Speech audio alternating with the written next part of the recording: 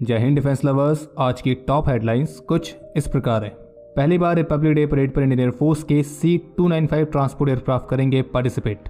फ्रांसीसी राष्ट्रपति की भारत यात्रा के दौरान महत्वपूर्ण डिफेंस डील्स की हो सकती है अनाउंसमेंट। बॉर्डर स्टेट्स पर नेचुरल डिजास्टर्स की बढ़ते हुए मामलों को देखते हुए रक्षा मंत्री ने इन प्राकृतिक आपदाओं के पीछे किसी दुश्मन के हाथ होने की जताई संभावना। अर्जेंटीना के पायलट LCA तेजस की टेक्नोलॉजी से हुए सरप्राइज और पाकिस्तान एयरफोर्स का दावा उनके पास है हाइपरसोनिक मिसाइल।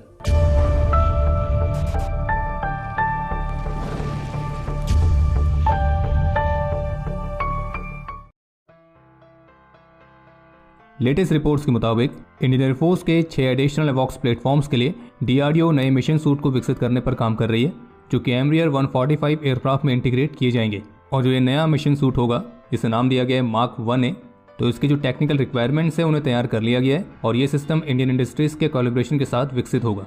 बाकी इसके अलावा एक अपडेट ये सामने आया है कि अपकमिंग रिपब्लिक डे परेड में इस बार इंडियन एयरफोर्स के टोटल 51 एयरक्राफ्ट पार्टिसिपेट करेंगे, जिसमें 29 फाइटर जेट्स, 8 ट्रांसपोर्ट एयरक्राफ्ट और 13 हेलीकॉप्टर्स के साथ साथ एक हेरिटेज एयरक्राफ्ट भी रहने वाला है।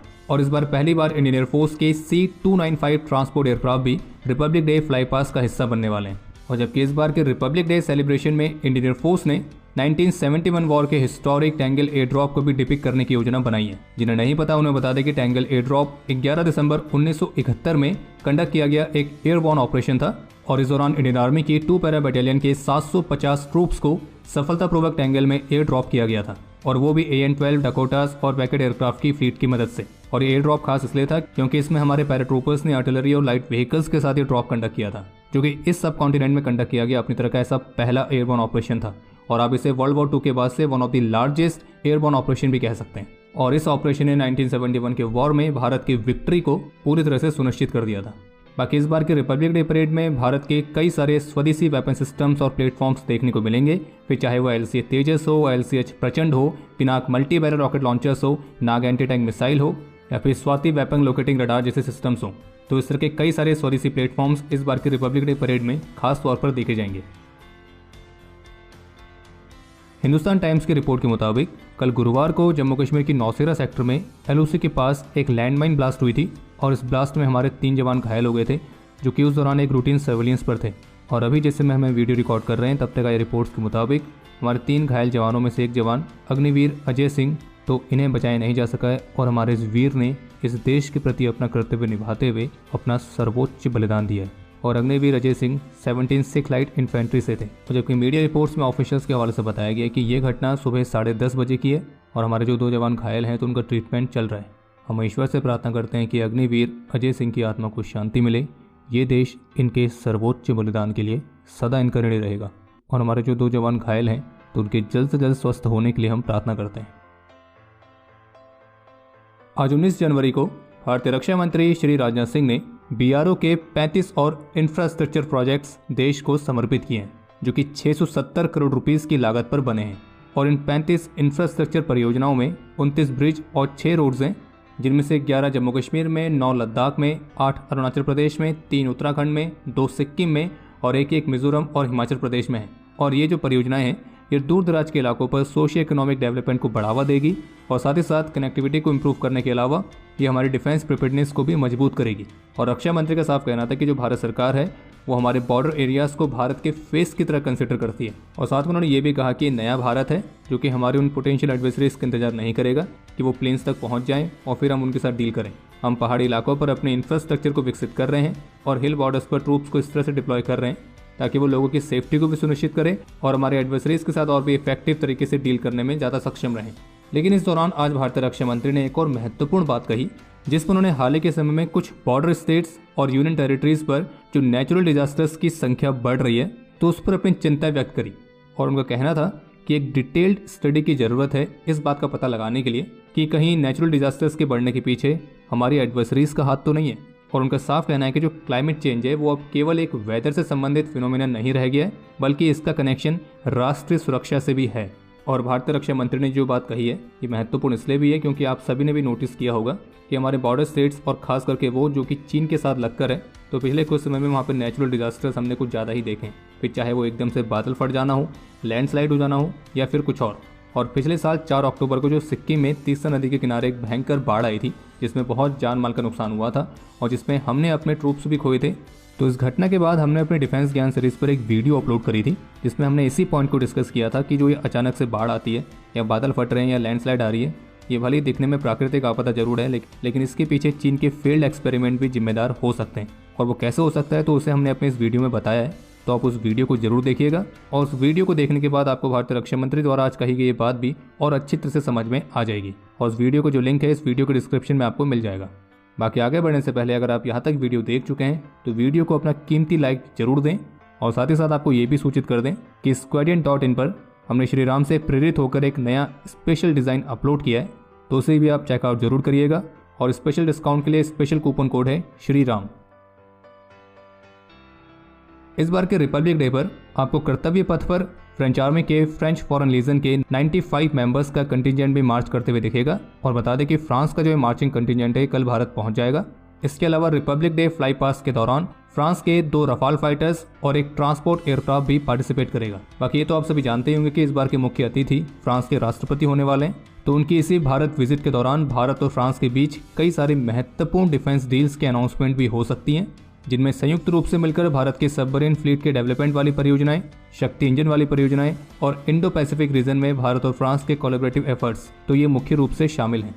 जबकि फ्रांस के राष्ट्रपति की भारत यात्रा से पहले फ्रांसीसी राष्ट्रपति के राजनीतिक सलाहकार ऑलरेडी भारत का दौरा कर चुके हैं और इस दौरान उन्हें एनएस अजय डोभाल और भारतीय विदेश मंत्री डॉक्टर एस जयशंकर के साथ बायलैटरल मीटिंग्स भी कंडक्ट करी थी।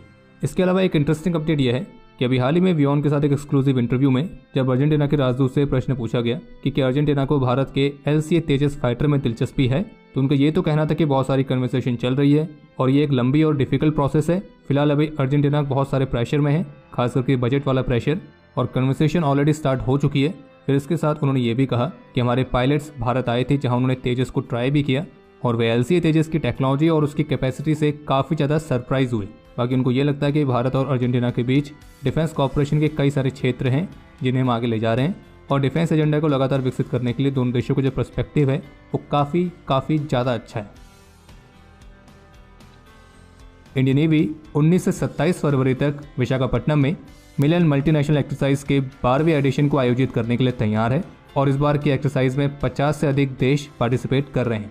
इसके अलावा एक अपडेट ये सामने आया है कि कल 18 दिसंबर को हूती रेबल्स द्वारा एक और merchant vessel MV Chem Ranger को निशाना बनाया गया है और ये एक US ओन्ड मर्चेंट वेसल थी। पेंटागन की तरफ से कंफर्म किया गया कि इस हमले में कोई भी घायल नहीं हुआ है और जबकि गल्फ ऑफ अडन में तैनात इंडियन नेवी की वॉरशिप ने इस मर्चेंट वेसल की डिस्ट्रेस कॉल का रिस्पॉन्स दिया है, जिसमें इंडियन नेवी की वॉरशिप ने इस वेसल की क्रू और शिप की सेफ्टी को कंफर्म किया। बाकी एक और अपडेट है कि पाकिस्तान ने जो ईरान में स्ट्राइक करी थी, तो पाकिस्तान के उस हमले को लेकर ईरान की तरफ से जो ऑफिशियल स्टेटमेंट आई है उससे बात क्लियर हो गई है कि इस हमले में ड्रोन्स का इस्तेमाल किया गया था और ईरान की तरफ से कहा गया है कि ये एक अनबैलेंस्ड और अनएक्सपेक्टेबल ड्रोन अटैक था। और जबकि ईरान के फॉरेन मिनिस्ट्री के स्टेटमेंट के मुताबिक पाकिस्तान के स्ट्राइक में जो 9 फॉरेन नेशनल्स की जान गई थी, तो वो फॉरेन नेशनल्स कहीं और से नहीं बल्कि पाकिस्तान से ही थे, जिनमें 6 बच्चे, 2 महिलाएं और 1 पुरुष है। यानी कि पाकिस्तान ने स्ट्राइक करी लेकिन अपने ही लोगों पर कर दी। और बाकी एक लेटेस्ट रिपोर्ट ये निकल के सामने आई है जिसे पाकिस्तान के कैबिनेट ने डिसाइड किया है कि वे ईरान के साथ अपने इस स्टैंड ऑफ को समाप्त करेंगे और पाकिस्तान के केयर टेकर प्राइम मिनिस्टर की अध्यक्षता वाले कैबिनेट ने ईरान के साथ पूर्ण राजनयिक संबंधों को फिर से स्थापित करने के कदम का समर्थन किया है। वैसे हमारे ओपिनियन में इस बार पाकिस्तान ने सही निर्णय लिया है, क्योंकि जिस हिसाब से ईरान की तैयारियां दिख रही थी तो ऐसा लग रहा था कि कहीं हमारे पड़ोस के प्लॉट खाली ना हो जाए, खास करके वो जहाँ पे हमारे पड़ोसियों ने अतिक्रमण करके रखा हुआ है। और खैर बाकी पाकिस्तान का फैसला अच्छा इसलिए भी है क्योंकि ईरान पर स्ट्राइक करने के नाम पर ये अपने ही लोगों को साफ कर दे रहे हैं। बाकी एक और इंटरेस्टिंग अपडेट है कि पाकिस्तान एयरफोर्स की तरफ से क्लेम किया गया है कि उनके पास हाइपरसोनिक मिसाइल्स भी हैं। और जबकि डिफेंस न्यूज़ की रिपोर्ट के मुताबिक, जिसे मिलिट्री एनालिस्ट के हवाले से बताया गया है कि यहाँ पे जिस हाइपरसोनिक मिसाइल की बात की जा रही है वो संभावित रूप से CM-400 AKG यानी कि चाइनीज़ YJ-12 मिसाइल हो सकती है, जो कि पाकिस्तान ने अपने JF-17 थंडर से इस्तेमाल करने के लिए 5 साल पहले खरीदी थी। और पब्लिक डोमेन में तो ये कहा गया है कि जो ये CM-400 AKG मिसाइल है तो ये anti ship supersonic cruise missile है, लेकिन जो इस मिसाइल के चाइनीज मैन्युफैक्चरर्स हैं तो उनके मुताबिक ये मिसाइल हाइपरसोनिक स्पीड को अचीव कर सकती है। हालांकि ये जो दावा है ये किसी भी इंडिपेंडेंट असेसमेंट के हवाले से साबित नहीं हुआ है। अब आगे पाकिस्तान के पास कौन सी हाइपरसोनिक मिसाइल आ गई है जिसका दावा पाकिस्तान एयरफोर्स कर रही है, तो जो भी इसके बारे में अपडेट आएगा तो डिफेंस अपडेट से आपको उसकी जानकारी मिल ही जाएगी। बाकी वैसे भी पाकिस्तान के पास जब 10th जनरेशन का स्पेसशिप वाला जंग फाइटर 17 है तो उनके पास हाइपरसोनिक मिसाइल भी होना कौन सी बड़ी बात है। बाकी अब समय है आज के इतिहास का। आज के दिन 2018 में जम्मू कश्मीर के सुंदरबनी सेक्टर में देश के प्रति अपना कर्तव्य निभाते हुए लांस नायक सैम अब्राहम ने अपना सर्वोच्च बलिदान दिया था। आज के दिन 2011 में जम्मू कश्मीर के माछिल सेक्टर में सिपाही दीपक पवार ने भी अपना सर्वोच्च बलिदान दिया। आज के दिन 1994 में जम्मू कश्मीर में एक ऑपरेशन के दौरान अपने अदम्य साहस और वीरता का परिचय देते हुए बीएसएफ के 6 वीर, जिनमें हेड कांस्टेबल कालीराम शर्मा, नायक बीएस दुबे, लांस नायक शंकर सिंह, कांस्टेबल ललित देमारी, कांस्टेबल सोजन और कांस्टेबल देवेंद्र कुमार पाटिल ने अपना सर्वोच्च बलिदान दिया था। और आपके लिए आज का प्रश्न है कि ऑपरेशन सर्पविनाश कब और कहां पर लॉन्च किया गया था। समय है आज के टॉप 3 कमेंट्स का, जो ये रहे आपकी स्क्रीन पर।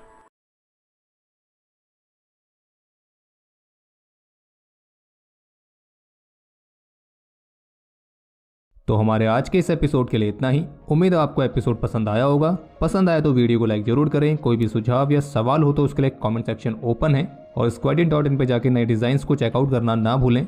हम जल्दी मिलेंगे नए एपिसोड के साथ। तब तक के लिए जय हिंद, जय भारत।